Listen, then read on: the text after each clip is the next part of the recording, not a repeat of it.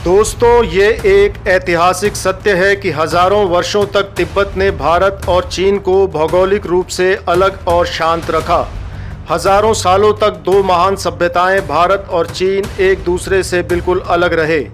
इन दोनों देशों के बीच तिब्बत एक स्वतंत्र राष्ट्र के रूप में रहा, लेकिन 1950 में चीन की साम्यवादी सरकार ने तिब्बत पर कब्जा कर लिया और इसके बाद से चीन अरुणाचल प्रदेश, सिक्किम, लद्दाख जैसे इलाकों पर अपना दावा जताता रहा है।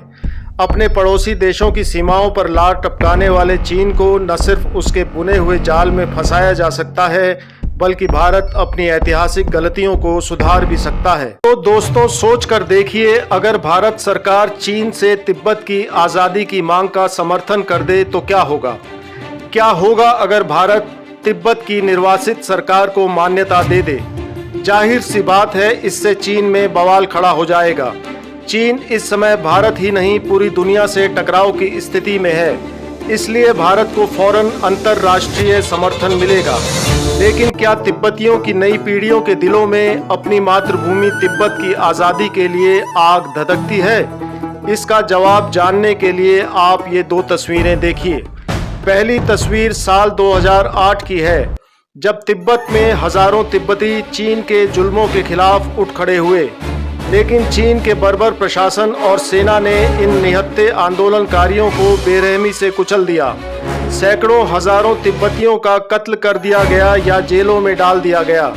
लेकिन ताकत के नशे में झूमने वाला चीन इस घटना के बाद से बुरी तरह से डरा हुआ है। ये बात साबित होती है साल 2022 की इस तस्वीर से। इस दौरान चीनी अधिकारियों ने तिब्बत के बौद्ध मठों में छापेमारी की और बौद्ध भिक्षुओं पर दबाव बनाया गया कि वे दलाई लामा से सारे संबंध तोड़ लें। रेडियो फ्री एशिया को तिब्बत से मिली तस्वीर में शारत्सा भिक्षुओं को दीवार पर एक बोर्ड पर अपना नाम दर्ज करते हुए देखा जा सकता है। बोर्ड पर लिखा है कि हम दलाई लामा गुट के विरोध में जोरदार तरीके से हिस्सा लेंगे और चीन के प्रति वफादार और समर्पित रहेंगे। दोस्तों, इन तस्वीरों से साफ है कि तिब्बत में रहने वाले लोग चीन को अपना दुश्मन मानते हैं, वरना चीन को ये सब ज्यादती करने की जरूरत नहीं पड़ती। दरअसल चीन का तिब्बत पर तब तक कब्जा पूरा नहीं होगा जब तक वो अपनी मर्जी का दलाई लामा नहीं चुन लेता या तिब्बत से तिब्बती बौद्ध धर्म को पूरी तरह नहीं मिटा देता। इसलिए 14वें दलाई लामा के बाद का समय अनिश्चितताओं से भरा हो सकता है। भारत को समय रहते अपनी तिब्बत नीति में ठोस बदलाव लाने ही होंगे और भ्रम की स्थिति से बाहर निकलना होगा। दोस्तों, तिब्बत भारत और चीन के बीच एक नासूर बना हुआ है। 1959 में दलाई लामा और उनके अनुयायियों को भारत में शरण देने के बाद भारत और चीन के बीच संबंध कभी सामान्य नहीं रहे। 1962 का युद्ध और अक्साई चीन पर कब्जा चीन की विस्तारवादी सोच को दर्शाता है। साल 2020 में पूर्वी लद्दाख के गलवान में हुई खूनी झड़प और अरुणाचल प्रदेश के तवांग में 9 दिसंबर 2022 को दोनों देशों के सैनिकों के बीच हुई झड़प से ये साबित भी हो चुका है। इन घटनाओं के बाद से LAC पर हालात कभी सामान्य नहीं रहे। दोस्तों, भारत में रहने की शर्त पर दलाई लामा को राजनीतिक बयान देने की अनुमति नहीं है। भारत की इस नीति से उत्साहित होकर चीन समय समय पर दलाई लामा को बदनाम करने वाले बयान जारी करता रहता है। तिब्बत पर भारत की कूटनीतिक चुप्पी से चीन खुश नहीं हुआ है, बल्कि वो अरुणाचल प्रदेश को दक्षिण तिब्बत बताता है। चीन नियमित रूप से दलाई लामा की अरुणाचल प्रदेश यात्रा पर आपत्ति भी करता रहा है। चीन ताकत का सम्मान करता है, वो कमजोरी को तिरस्कार की दृष्टि से देखता है। भारत की तुष्टीकरण नीति को एक कमजोरी के रूप में देखा जाता है, जिसका चीन बेरहमी से फायदा उठाता है। ऐसे में अगर भारत तिब्बत की निर्वासित सरकार को मान्यता देता है और तिब्बत की आज़ादी का समर्थन कर देता है, तो फिर चीन बैकफुट पर आ जाएगा। भारत एक ऐसी पोजीशन पर पहुंच जाएगा जहां से वो चीन से कई और मुद्दों पर बराबरी की बातचीत कर सकता है। कई एक्सपर्ट्स मानते हैं कि सरकार को फौरन तिब्बत पर अपनी कन्फ्यूजन की नीति बदलनी चाहिए और सारी हिचकिचाहट साइड में रखकर तिब्बत की आज़ादी की बात करनी चाहिए। तिब्बत को खुलेआम समर्थन करने से भारत अंतर्राष्ट्रीय मंच पर अपनी शांति और स्वतंत्रता की नीति का ही प्रचार करेगा। एक्सपर्ट का ये भी मानना है कि भारत को दलाई लामा को भारत रत्न जैसा सम्मान देना चाहिए और तिब्बत की नई जनरेशन से सीधा संवाद भी स्थापित करना चाहिए, जो तिब्बत के प्रतिरोध का नया चेहरा बन सकते हैं। यहाँ पर यह बताना ज़रूरी है कि तिब्बत पर कब्जे के बाद चीन 5 फिंगर्स को पाने की कोशिश में है। चीन तिब्बत को दाहिने हाथ की हथेली मानता है, जबकि 5 फिंगर हैं लद्दाख, नेपाल, सिक्किम, भूटान और अरुणाचल प्रदेश। चीन सलामी टैक्टिस या सरकने की नीति के तहत इन इलाकों की ज़मीनें हड़पता रहा है। 2021 में तिब्बत की निर्वासित सरकार के प्रमुख लोकसांग सांगे ने भी कहा था कि भारत और चीन के बीच बफर जोन तिब्बत को खोने के बाद भारत को चीन के साथ सीमा समस्याओं को लेकर भारी कीमत चुकानी पड़ रही है। वहीं सदियों से तिब्बत भारत का एक अच्छा पड़ोसी रहा है, क्योंकि भारत की अधिकांश सीमाओं सहित 3500 किलोमीटर लंबी LAC तिब्बत स्वायत्त क्षेत्र से जुड़ी है, न कि चीन के साथ।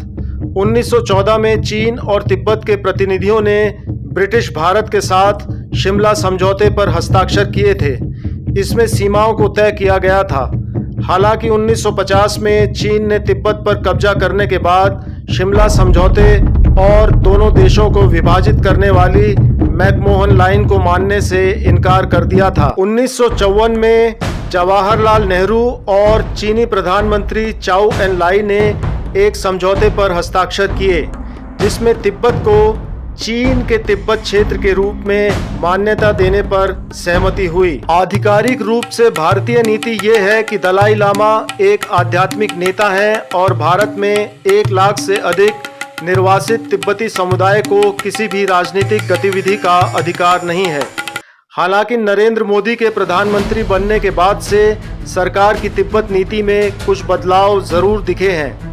2014 में नरेंद्र मोदी ने निर्वासित तिब्बती सरकार के प्रमुख लोपसांग सांगे को अपने शपथ ग्रहण समारोह में आमंत्रित किया था, लेकिन 2019 में उन्हें नहीं बुलाया गया था ताकि मोदी और चीन के बीच होने वाले शिखर सम्मेलन में कोई विवाद ना हो। 6 जुलाई 2023 को प्रधानमंत्री नरेंद्र मोदी ने हिज होलीनेस दलाई लामा को फोन कर उनके 88वें जन्मदिन की शुभकामनाएं दी, जिसके बाबत उन्होंने ट्वीट भी किया।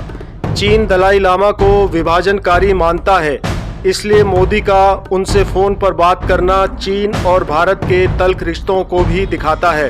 हालांकि भारत की तिब्बत नीति में बदलाव प्रतीकात्मक ही अधिक लगता है। वहीं दूसरी ओर चीन पिछले कुछ दशकों में तिब्बत में चीनी नागरिकों को बसाकर जनसंख्या संतुलन बिगाड़ रहा है। चीन लगातार उस आबादी का दमन कर रहा है जो दलाई लामा से संबंधित है या उनका समर्थन करती है। गलवान में संघर्ष के बाद चीन ने तिब्बती मिलिशिया समूहों को भी समर्थन देना शुरू कर दिया है।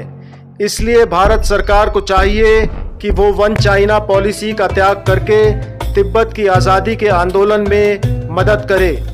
विश्व जनमत कायम करने के लिए प्रधानमंत्री नरेंद्र मोदी अपने बढ़ते अंतर्राष्ट्रीय कद का उपयोग कर सकते हैं। ऐसा करके भारत 1962 में हुई शर्मनाक पराजय का बदला ले सकता है। वैसे भी बीजेपी के लिए तिब्बत के प्रश्न की एक ही कसौटी है, जिसकी घोषणा आरएसएस के तत्कालीन सरसंघ चालक माधवराव सदाशिव गोलवलकर ने 1962 में की थी।